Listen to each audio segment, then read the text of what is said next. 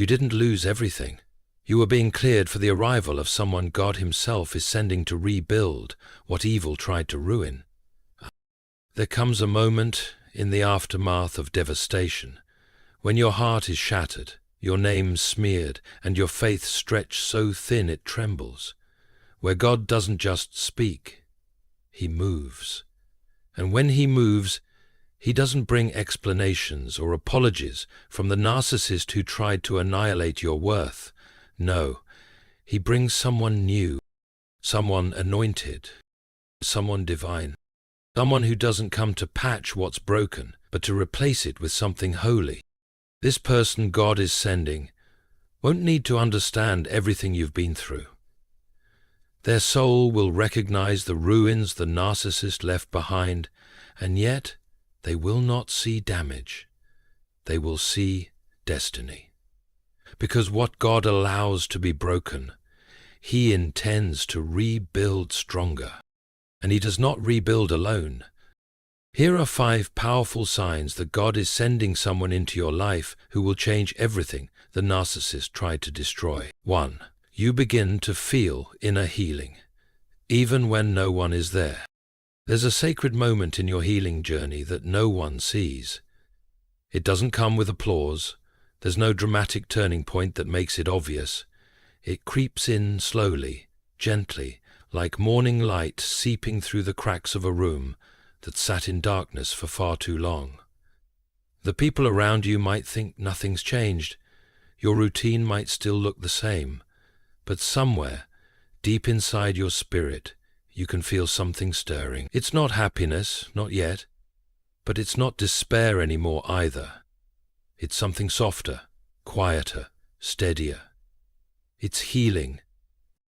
And the most astonishing part is this: it happens even though you're still alone. There's no new relationship, no new person swooping in to lift you out of the grief. The narcissist who wrecked your world hasn't returned with remorse. You're not being loved back to life by someone else. You're being restored from within, by God. This healing isn't the kind that comes because circumstances have finally improved or because someone finally gave you closure. In fact, many of the things that broke you may still remain unresolved.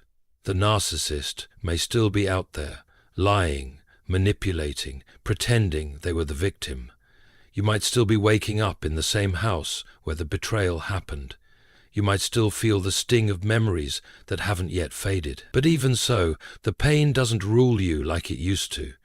There's a little more breath in your lungs, a little more clarity in your thoughts, a little more strength in your soul. And no one handed it to you. No one gave it back. God placed it there, quietly, faithfully. It's the kind of healing that begins when you stop looking to others for answers and start looking up, to the only one who has always known the truth.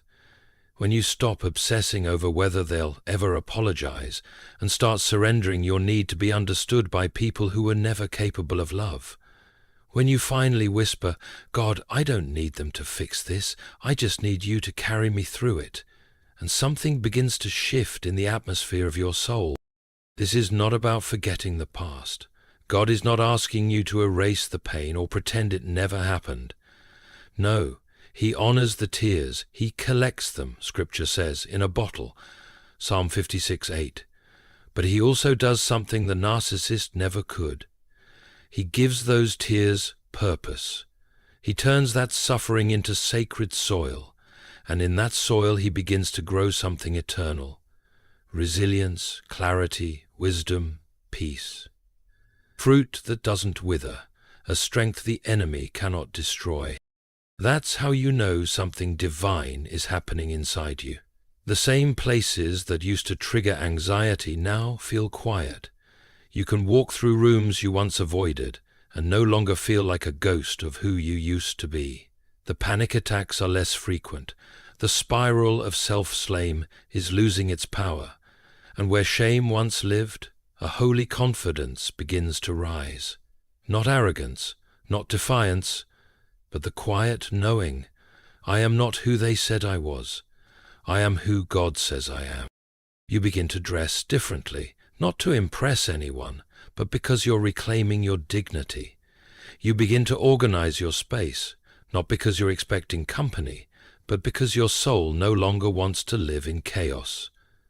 You read scripture again, not as a desperate cry for escape, but as a slow return to truth. You no longer beg God to remove the pain.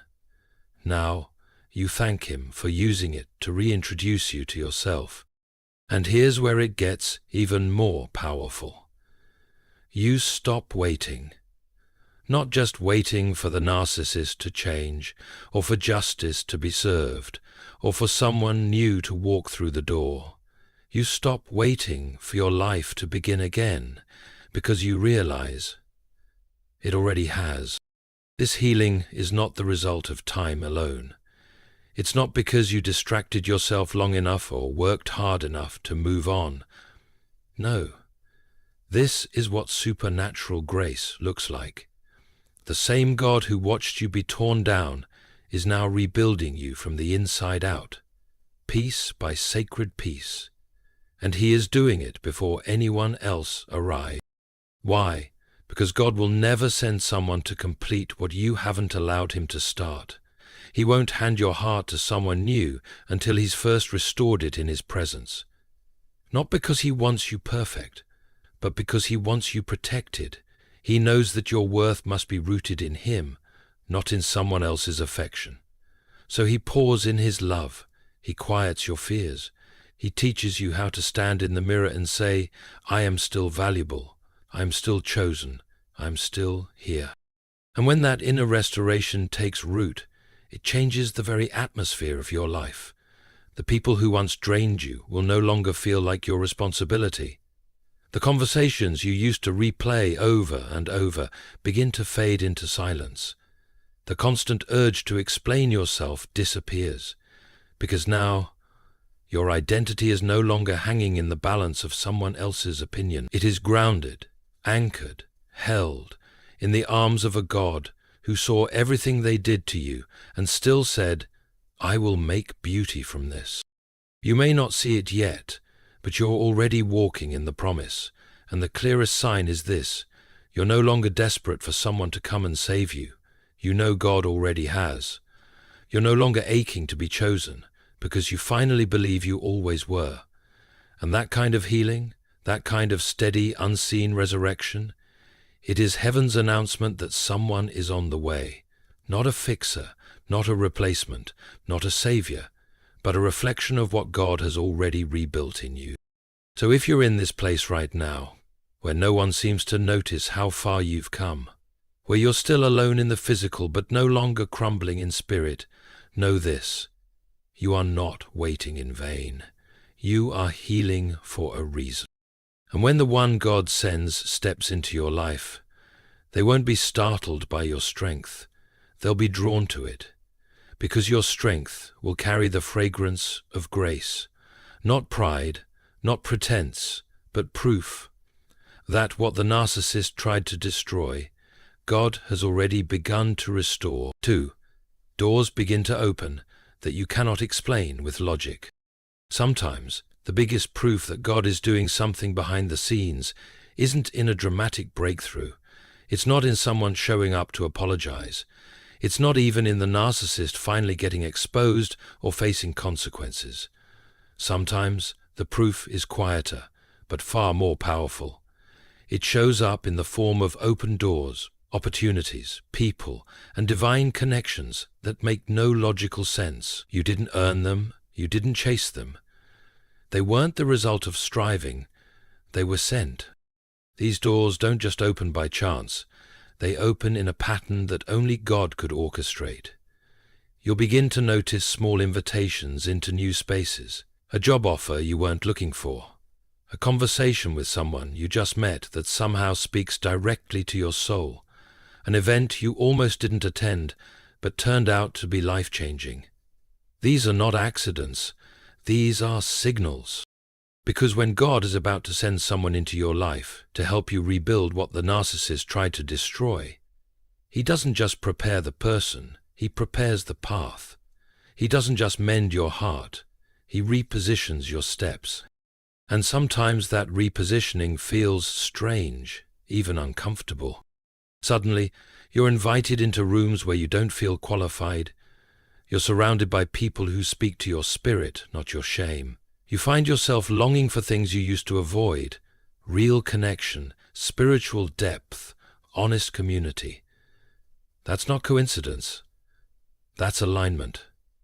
God is shifting you, mentally, emotionally, even geographically, to intersect with destiny. And this shift won't always feel spiritual at first. It might look completely ordinary. You may accept a coffee meeting that leads to a new friend who later introduces you to a person who plays a pivotal role in your healing journey. Or maybe God gives you the courage to start attending a Bible study again after years of isolation. And there, in that room of strangers, you encounter someone who reflects back to you everything the narcissist tried to erase. These moments don't always feel miraculous at first glance, but over time you begin to sense something greater is happening here. Because the narcissist made you believe you'd always be stuck. They told you no one else would want you, no one else would see your value. They trained you to settle for loneliness, for manipulation, for spiritual emptiness. But God steps in and says, "Watch me make a liar out of them." And he does it not by crushing them, but by elevating you. He starts giving you access to people and places that honor what you've been through, without needing you to re-explain it. You begin to feel safe without having to explain your trauma. You begin to speak and feel heard. You begin to show up without shrinking. And perhaps the most miraculous part of all, you begin to hope again. Without fear. Hope used to hurt. It used to feel risky. Because every time you hoped for love, it was used against you. But now, God is awakening a different kind of hope. The kind that comes from being placed, not pursued. You're not striving to get somewhere. You're being led. And with every door he opens, he's whispering, "Keep walking. I'm guiding you. And the person I'm sending, they're walking toward you too." These open doors are not rewards for being strong. They are acts of mercy. They are the result of God seeing the nights you cried yourself to sleep, the days you barely held on, the hours you questioned your worth. And now, instead of allowing you to stay stuck in the debris of what was, he's building a new life in front of you. But here's what you must understand. These open doors require faith. You must walk through them, even if you don't feel ready. You must say yes, even when the past still echoes in your ears. You must be willing to believe that just because someone hurt you before doesn't mean everyone will. That just because you were mishandled by the narcissist doesn't mean you're not ready for honor, softness, and sacred love now. So if doors are opening that don't make sense, if people are showing up with kindness and wisdom that stirs your spirit, don't shut it down out of fear. Don't retreat. Lean in. Because God is not just opening doors. He's opening your future. And the person he's sending may be standing on the other side of one of those doors. If you've noticed doors opening lately that you can't explain, invitations, conversations, peaceful shifts, don't ignore it. That's not chance. That's God moving. Comment below with the words, "I know this is God." Let it be a declaration of faith that what he is opening, no narcissist can close. 3. Toxic relationships suddenly end or reveal themselves completely. Before the right person walks into your life, God often makes sure the wrong ones are removed. And sometimes that removal feels like the most painful kind of mercy. It doesn't come with fanfare. It doesn't come with clear explanations. It comes suddenly, sometimes violently, always undeniably, like a tearing away of something that once felt essential, but was always poisonous underneath. It's the moment when the people you used to bend over backward for reveal their true colors, or disappear entirely. This is not punishment, this is preparation. To see, God isn't just trying to bless you with a healthy, loving relationship. He's trying to make sure that relationship has room to grow. And some people, no matter how long they've been in your life, no matter how much history you share, are not meant to walk with you into your healing. They were part of your survival, but they are not part of your restoration. The narcissist isn't always the only one God removes. There may be others, friends, family members, even church members, whose presence in your life was subtly keeping you bound to old identities, bound to shame, bound to patterns of performance. These are people who tolerated you when you were broken, but feel threatened now that you're growing. They comforted you when you were crying, but now criticize you when you set boundaries. And at first you question yourself. Am I becoming cold? Am I cutting off too many people? But the truth is simpler. You're waking up. And when God starts revealing who people really are, it's not to shame them. It's to liberate you. Because the love that's coming into your life is not a love that will require you to shrink, silence yourself, or carry the emotional weight of someone else's chaos. It's a love that will demand honesty, purity, space, and peace. And before that kind of love can arrive, the counterfeits have to go. So one by one, the masks begin to fall. The friend who always found a way to diminish your growth finally says the words that confirm what you've always suspected. They don't really celebrate you, they tolerate you. The family member who used guilt to keep you small suddenly erupts in rage when you say no for the first time. The person you were still holding on to, even after they betrayed you, finally shows you just how far they're willing to go to protect their own image at the expense of your heart. And though it hurts, something in you exhales, because you're no longer in denial. You no longer feel the need to excuse what you now recognize as spiritual manipulation or emotional decay. The people you once fought to keep in your life begin to remove themselves, not because you failed them, but because you outgrew the version of yourself that needed them. What many don't understand is this: God is not a God of confusion. When He starts to move in your life, He brings clarity. He exposes. He purges, and sometimes the exposure is subtle, a pattern you can no longer ignore, a discomfort you can no longer explain away. But other times the exposure is public, messy, and undeniable. That's not cruelty. That's God tearing away the false to make space for the true. It's like He's saying, "You asked me for someone who would honor you, but first let me show you who never really did." This purging season can feel lonely. You may find yourself surrounded by silence, fewer texts, fewer invites. But don't mistake this for rejection.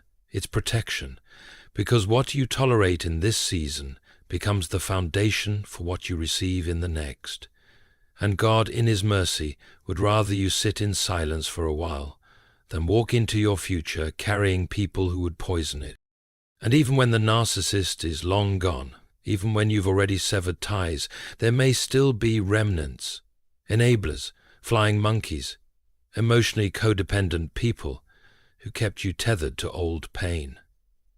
God will bring them to the surface too, not to punish them, but to free you, because the love He is sending is too holy to compete with half-truths, fake friendships, or one-sided loyalties. And here's the truth most people won't say. Not everyone who claims to love you is capable of walking with you through the kind of transformation God is doing in your life. Not everyone who shared your pain is prepared to honor your healing. And that's okay, because sometimes the clearest sign that God is sending someone new is that He starts removing everything old that cannot honor the new version of you. So when relationships fall apart without warning, when people leave and you don't understand why, when the ones you thought were safe suddenly show their fangs, Don't rush to fill the void. Let it be empty. Because that emptiness, that space, that stillness, it's not a punishment, it's a sanctuary. It's the place where God prepares your soul to receive someone who will not compete with your peace, but will protect it. Someone who won't benefit from your wounds, but will bless your healing. And before they arrive, God ensures that every person who is holding a place in your life without honoring your purpose is gone. Because when the person He's sending shows up, they won't walk into chaos. They'll walk into peace. And they'll know they've found a heart that is no longer defined by who left, but by the God who stayed. 4. You begin to sense that someone is coming, even if you don't know who they are. There is a kind of knowing that doesn't come from your mind. It comes from the deepest part of your spirit. It's not imagined, and it's not wishful thinking. It's something older than your logic and quieter than your fears. It comes in the form of an inner whisper, a stillness you can't explain, and it usually begins after a long season of heartbreak, recovery, and silence. This knowing says, someone is coming. Not someone to rescue you, not someone to erase the past, but someone whose arrival marks the moment your soul steps out of survival and into alignment. You begin to feel it before there's any evidence, before any introductions, before any new connections. Your soul begins to shift. Where there was once anxiety, there is now anticipation, not the anxious kind, but the kind of expectation that comes when you sense that God is near and that He's been orchestrating something for far longer than you realized. You feel it not because you're desperate, but because you finally become still enough to hear what heaven has been preparing all along. Your nights become calmer, you sleep deeper. You don't wake up with that hollow feeling anymore, the one that used to beg for validation. Your prayers begin to sound different. You no longer plead for someone to come fix what the narcissist broke. Instead, you find yourself saying, God, let me be ready for what you are sending. And in that simple shift, your spirit moves from longing to receiving. You begin to carry yourself differently, not as someone waiting to be chosen, but as someone who has already been chosen.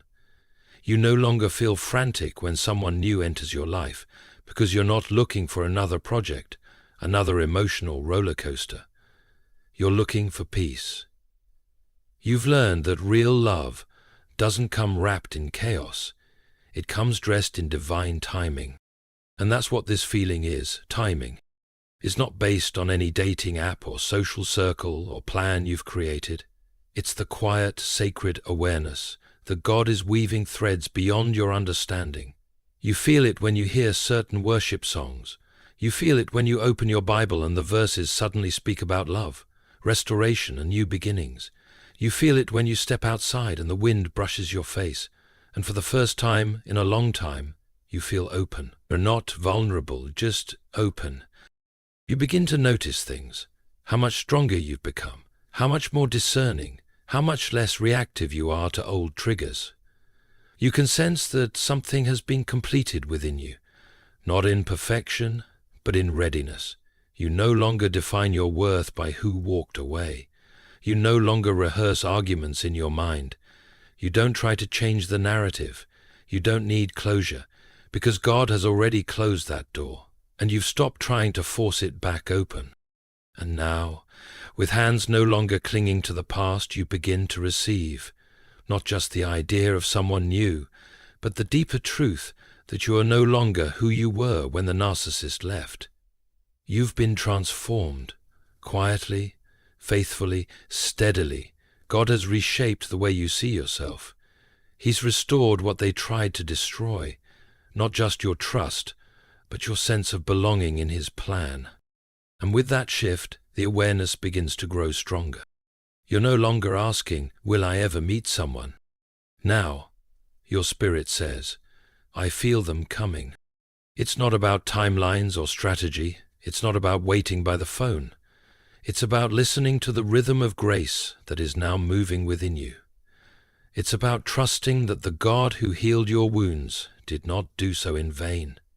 He is too intentional to restore you without reason.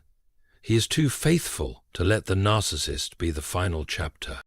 And so, even in your solitude, you feel full. Not because someone is standing next to you, but because God is standing within you. And He's letting you feel the echo of someone who is being sent, not because you begged, but because you were finally ready to receive without needing to be rescued. This is a sacred knowing. You can't prove it to anyone. You don't have to. Because when the person arrives, they won't be a shock to your spirit. They'll be a confirmation, not a surprise, but a continuation, a breath your soul already took before your body ever met them. And when they appear, you will not panic. You will not ask, "Is this too good to be true?" You will simply remember the stillness that came long before, and you'll know, "I've been expecting you." 5. You begin to attract people who are completely different from the past. Loving, honest, and healing. Something begins to change in the atmosphere around you when your heart has been healed by the hand of God. Not just patched up, not just distracted, but truly renewed from the inside out. It's subtle at first, almost too gentle to notice. But one day you look up and you realize the people around you don't feel like emotional threats anymore. You're no longer attracting those who come to take, manipulate, or drain you. Instead, you're encountering people who feel safe, present, and unexpectedly kind. And, perhaps for the first time in your life, you don't flinch. Because when God heals you, He doesn't just change how you feel, He changes what you allow. And the shift becomes visible in the kind of people who start showing up in your life. They don't come with flashy promises or grand emotional displays. In fact, they might seem almost unremarkable on the surface. No drama, no intensity, no games. But what they carry is rare: consistency, integrity, peace. Where once you were surrounded by manipulation and mind games, you now find yourself in conversations marked by mutual respect. You speak and they listen, not because they're trying to gain something from you, but because they genuinely care. The narcissist made love feel unsafe. They used closeness as a weapon. Intimacy became a trap, a transaction. Every gesture twisted into a future debt you'd have to repay in emotional pain. You were trained to question kindness, to brace for cruelty, to see affection as bait. And now, when someone enters your life with soft eyes and steady hands, your first instinct might still be to run, to question their motives, to wonder, what do they want from me? But then they do something unfamiliar. They stay. Not because you beg them to. Not because you prove yourself. Not because you bend and contort to be chosen. They stay because they recognize something in you that's not broken, something sacred. And their presence begins to disarm the defense mechanisms that years of trauma had built. Where once your walls were sky-high and fortified by silence, now they begin to lower. Not all at once, but gradually, carefully, with God's timing. And it's not because you're desperate to let them in. It's because your soul is finally ready to be seen without being hurt. This kind of person doesn't try to rush you. They don't pry into your past like a thief searching for weakness. They sit with your silence. They honor your process. They mirror back to you what love was always meant to feel like: gentle, strong, and freeing. They're not offended by your strength, nor are they intimidated by your story. They understand that pain can shape a person, but it doesn't define them, and they treat you accordingly. Their presence begins to recalibrate your expectations. You stop expecting abandonment. You stop assuming that the other shoe is going to drop. You begin to trust that being seen doesn't have to lead to being punished, that love doesn't have to mean control, that vulnerability doesn't have to mean pain. And most of all, you begin to understand that you were never too much. You were just too real for those who preferred illusions. And it's not just one person. It's a pattern. You begin attracting mentors who speak life into you, friends who pray over you, strangers who affirm you without knowing why. There's a new frequency in your life, a holy rhythm. And those who walk in darkness, the manipulators, the charmers, the spiritually empty, they no longer gravitate toward you. Or if they do, they don't last. Because they cannot survive in the light that now lives inside you. The narcissist tried to convince you that you'd always be alone, that no one else could love you, that no one else would tolerate your heart, your strength, your boundaries. But now, by the grace of God, you're being shown otherwise. Not through words, but through people. You're no longer chasing love. Love is now responding to the wholeness you've fought so hard to reclaim. And when it finally arrives in its purest form, not romanticized, not transactional, not forced, you recognize it. Not because it reminds you of something you've had before, but because it reflects everything God has been doing inside you all along. This is the final sign. The outer world begins to mirror the inner work. The fruit of your healing becomes visible not just in how you feel, but in who you welcome, who you allow, and who is drawn to the light that now radiates from your restored soul. Not everyone can enter this new space. Not everyone is meant to. But the ones who do, they won't come to complete you. They'll come to walk beside you, not as saviors, not as distractions, but as living evidence that God truly restores everything the narcissist tried to destroy. And this time, you'll believe it, because this time, it won't just feel good, it will feel true.